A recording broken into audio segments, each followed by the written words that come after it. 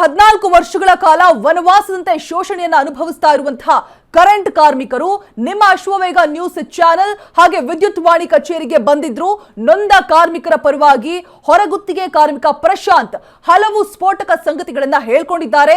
ಜೊತೆಗೆ ವಿದ್ಯುತ್ ವಾಣಿ ಪತ್ರಿಕೆಯ ವಿಶೇಷ ಪ್ರತಿನಿಧಿಯಾದಂತಹ ಶ್ರೀನಿವಾಸ್ ಮೂರ್ತಿ ಜೊತೆಗೆ ಪ್ರಶಾಂತ್ ಹೇಳಿದ್ದೇನು ಕಂಪ್ಲೀಟ್ ಮಾಹಿತಿ ಇಲ್ಲಿದೆ, ನೋಡ್ಕೊಂಡು ಬನ್ನಿ. ನಾನು ಶ್ರೀನಿವಾಸ್ ಮೂರ್ತಿ, ಅಶ್ವವೇಗ ನ್ಯೂಸ್ಗೆ ಸ್ವಾಗತ. ಸ್ನೇಹಿತರೆ, ನಿಮಗೆ ನಾನೊಂದು ವಿಚಿತ್ರ ಹಾಗೂ ತುಂಬ ಖೇದ ಅಥವಾ ತುಂಬ ನೋವಿನ ಒಂದು ಸುದ್ದಿಯನ್ನು ನಿಮ್ಮ ಮುಂದೆ ಹೇಳಲಿಕ್ಕೆ ಬಂದಿದ್ದೀನಿ. ಸೊ ಅದನ್ನು ಸುದ್ದಿಯನ್ನು ಹೇಳಲಿಕ್ಕೆ, ಆ ವಿಚಾರನ ನಿಮಗೆ ಹೇಳಲಿಕ್ಕೆ ನಮ್ಮ ಜೊತೆ ಒಬ್ಬರು ಬಂದಿದ್ದಾರೆ. ಸರ್ ನಮಸ್ಕಾರ. ಏನು ಸರ್ ತಮ್ಮ ಹೆಸರು? ಸರ್ ನಮಸ್ಕಾರ, ನನ್ನ ಹೆಸರು ಪ್ರಶಾಂತ್ ಅಂತ.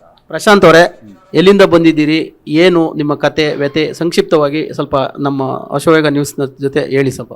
ಸರ್, ನಾನು ಬೆಸ್ಕಾಮಲ್ಲಿ ಔಟ್ಸೋರ್ಸ್ ಎಂಪ್ಲಾಯ್ ಆಗಿ ವರ್ಕ್ ಮಾಡ್ತಾ ಇದ್ದೀನಿ. ಸುಮಾರು ಕಳೆದ 11 ವರ್ಷದಿಂದ ನಾನು ಬೆಸ್ಕಾಮಲ್ಲಿ ವರ್ಕ್ ಮಾಡ್ತಾ ಇದ್ದೀನಿ. ಇಂಧನ ಇಲಾಖೆ ಹೊರಗುತ್ತಿಗೆ ನೌಕರರು ನಾವು 11 ವರ್ಷದಿಂದ ಡ್ಯೂಟಿ ಮಾಡ್ತಾ ಇದ್ದೀವಿ. ಸರಿಯಾಗಿ ಸಂಬಳಗಳು ಬರ್ತಾ ಇಲ್ಲ ಸರ್. 11 ವರ್ಷದಿಂದ ಇವರೇ ಕಾಂಟ್ರಾಕ್ಟ್ರಲ್ಲಿದ್ದಾರೆ. ಗೋಲ್ಡನ್ ಫೆಸಿಲಿಟಿ MD ವೆಂಕಟೇಶ್ ಅಂತ. ಇವರು ಯಾವಾಗಲೂ ESI PF ಸರಿಯಾಗಿ ನಮಗೆ ಕಟ್ಟಲ್ಲ. ಇದು ಯಾವಾಗ ಕೇಳಿದ್ರೂ ನಿಮ್ಗೆ OM ಸರಿಯಾಗಿ ಆಗಿಲ್ಲ, ನಿಮಗೆ ಬಿಲ್ ಆಗಿಲ್ಲ, ಬರೀ ಸರ್ಕಾರದ ಮೇಲೆ ಹೇಳ್ತಾರೆ. ನಾವು ಇಲ್ಲಿ MDಗಳಿಗೆ ಇವ್ರಿಗೆ ಎಲ್ಲ ಮನವಿ ಪತ್ರ ಕೊಟ್ಟಿದ್ದೀವಿ. ಮೊನ್ನೆ ಬಂದಾಗ ಈಗೂ SC ಅವ್ರಿಗೂ ಲೆಟ್ರ್ ಕೊಟ್ಟಿದ್ದೀವಿ.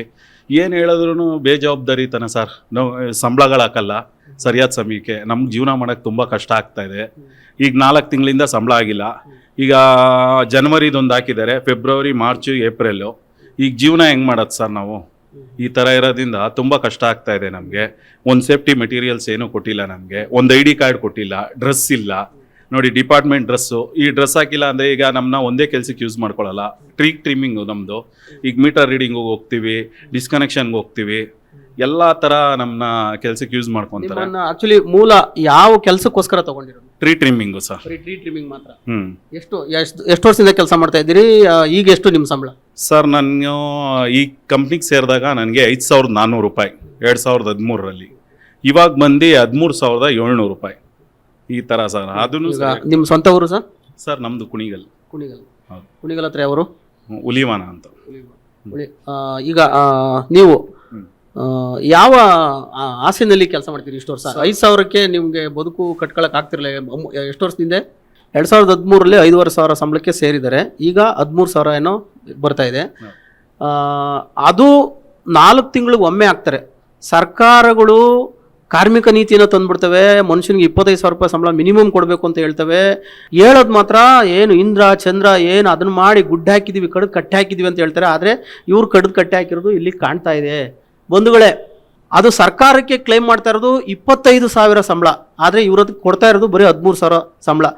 ಈ ಥರ ಅಮಾಯಕರ, ಜನಸಾಮಾನ್ಯರ, ದುರ್ಬಲರ, ಶೋಷಿತರ ದುಡ್ಡನ್ನ ಒಡ್ಕೊಂಡು ತಾನು ಶ್ರೀಮಂತಾಗಿ 5 ಬೆಳಗು ಉಂಗುರ ಹಾಕೊಂಡು ಮೆರೆದು ಬಿಡೋದಿದೆಯಲ್ಲ, ಅದ್ರ ಬದಲು ಯಾವ್ದಾನ ಕಕ್ಕ ತಿನ್ನೋದು ಮೇಲು ಅಂತ ನನಗಂತೂ ಅನಿಸ್ತದೆ. ಆ ಮಟ್ಟಕ್ಕೆ ನನಗೆ ಸಾತ್ವಿಕ ಆಕ್ರೋಶ ಬರ್ತಾ ಇದೆ ಬಂಧುಗಳೇ.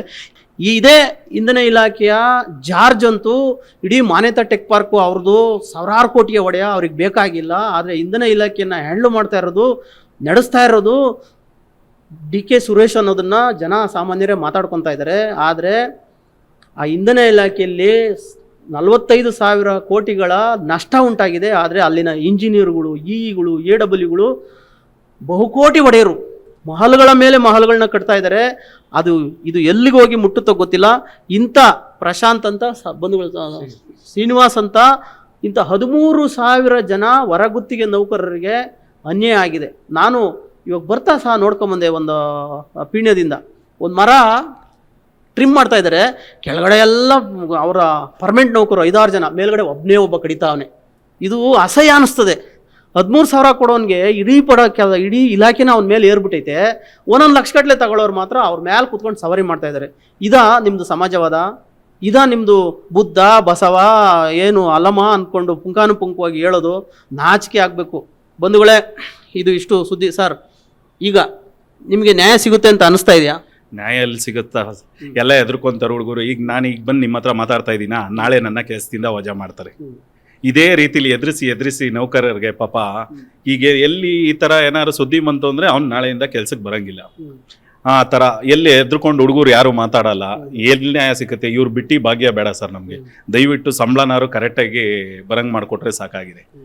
ನೋಡಿದ್ರೆ ಬಂಧುಗಳೇ, ಯಾರಾದರೂ ಒಬ್ಬರು ಧ್ವನಿ ಎತ್ತಿದ್ರೆ ನೂರಾರು ಜನಕ್ಕೆ ಹೆಲ್ಪ್ ಆಗುತ್ತೆ. ಅವ್ರಿಗೆ ಇವಾಗ ಇಲಾಖೆಯ ಎನ್ಕ್ವೈರಿ ಆಗುತ್ತೆ, ನನ್ನ ಕೆಲಸ ಹೋಗುತ್ತೆ ಅಂತ ಗೊತ್ತಿದ್ರು ನಮ್ಮ ಜೊತೆ ಬಂದು ಮಾಧ್ಯಮದ ನಿಂತು ಗಟ್ಟಿ ಧ್ವನಿನ ಎತ್ತಿದರೆ ನನಗೊಬ್ಬನಿಗೆ ಅನ್ಯಾಯ ಆದರೂ ಪರವಾಗಿಲ್ಲ, ನೂರಾರು ಜನ ಸಾವಿರಾರು ಜನ ನನ್ನ ಇದೇ ಸೋದರರಿಗೆ ಒಳ್ಳೇದಾಗಲಿ ಅನ್ನೋ ಆಶಯ ಅವ್ರದ್ದು. ಈ ಥರ ಒಳ್ಳೆಯವರ ಸಂಖ್ಯೆ ಸಮಾಜದಲ್ಲಿ ಹೆಚ್ಚಲಿ ಅಂತ ಆಶಿಸ್ತಾ ನಿಮಗೆ ಮತ್ತೊಮ್ಮೆ ಅಪ್ಡೇಟ್ ಮಾಡ್ತೀನಿ. ನೋಡ್ತಾ ಇರಿ ಅಶ್ವವೇಗ ನ್ಯೂಸ್, ಸತ್ಯಾನ್ವೇಷಣೆ ಓಟದಲ್ಲಿ ನಿರಂತರ.